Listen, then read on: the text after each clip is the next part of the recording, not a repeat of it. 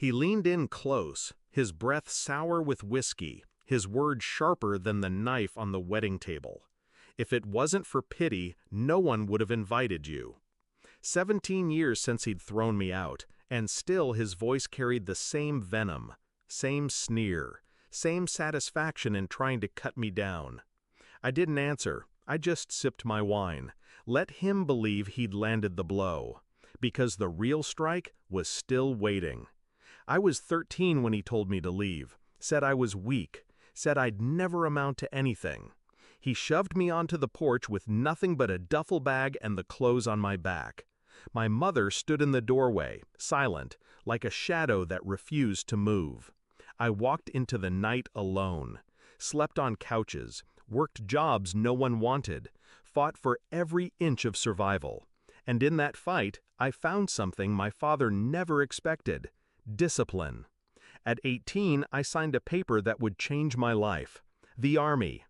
While he poured drinks at bars, I was learning strategy, resilience, and control.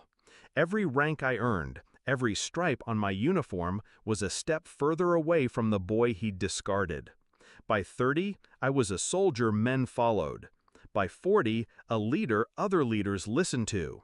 And by 45, I had a title carved in stone: Major General. He never knew, not until tonight.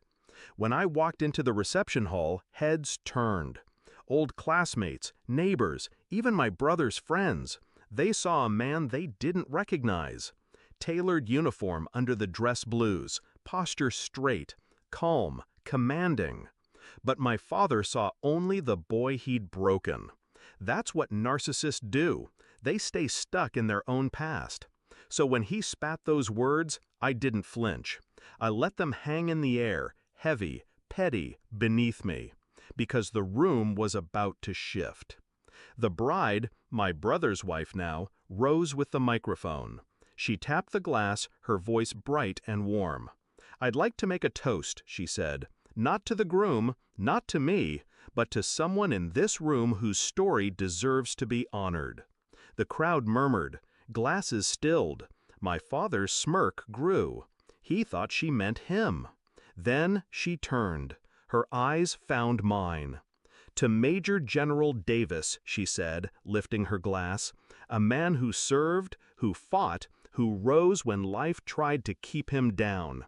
A man I am proud to welcome into this family." The room erupted. Applause thundered against the chandeliers.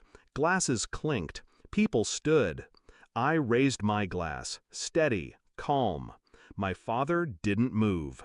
The look on his face, priceless. His smirk collapsed, his jaw slack, his skin pale. The title echoed in his ears: Major General. The boy he'd thrown into the street now outranked him in every sense of the word. He whispered, almost choking, "General?" I met his eyes. Cold, controlled. 17 years, Dad. Maybe you should have paid attention. He blinked fast, searching for words, but none came. The man who once defined himself by power, by dominance, had just been stripped of it, in front of everyone. The night moved on, but for him, it ended there. Every laugh, every cheer in my honor was another nail in the coffin of his pride. I didn't gloat, didn't rub it in. That's not how real power works. Real power is silence while they crumble under the weight of their own regret. When he tried to approach me later, I excused myself. Let him stand alone in a crowd that now looked at him differently. No longer the patriarch, just the bitter man who'd kicked out a future general.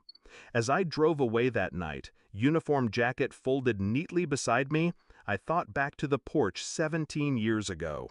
His words had been meant to destroy me. Instead, they became fuel. He gave me nothing, and from nothing, I built everything. The revenge wasn't in humiliating him at that wedding. It wasn't in the applause, the toast, or the shocked faces.